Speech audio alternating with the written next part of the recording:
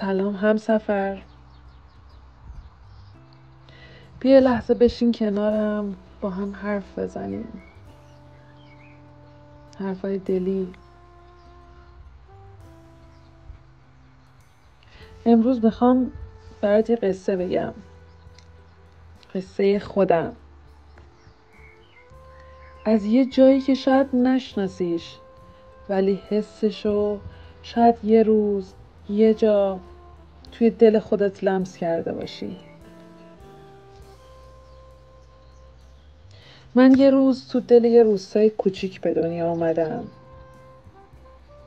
جایی که هنوز بوی خاک خیس و نون داغ توی یادمه، جایی که صداها آروم بودن اما معنا داشتن. صدای نفس زنی که دم سحر بی صدا بیدار می شد تا زندگی رو دوباره از اول بسازه.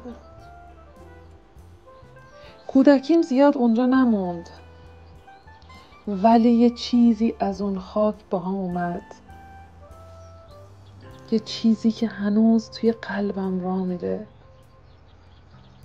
نه کوچه ها، نه اون خونه های کاگلی، نه منظره ها، نه هیچ کدوم. فقط یه تصویر تو ذهنم زنده موند.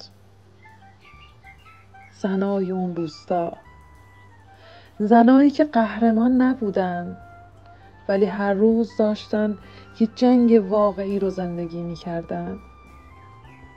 نه با اسلحه، نه با فریاد، با صبوری، با دستای پینه بسته، با نگاه هایی که تهش نور بود.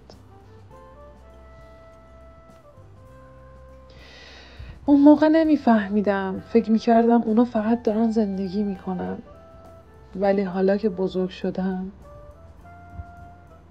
میفهمم اونا بودن که زندگی رو نگه میداشتن. الان که به گذشته فکر میکنم، اون زنها هنوز توی ذهنم زنده‌ان.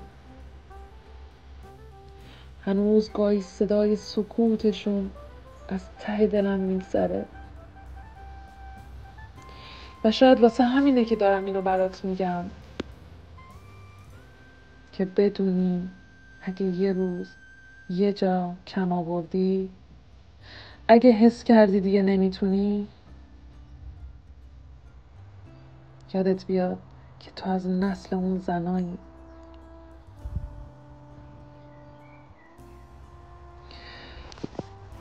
اگه این قصه یه گوشه از دلتو تکون داد،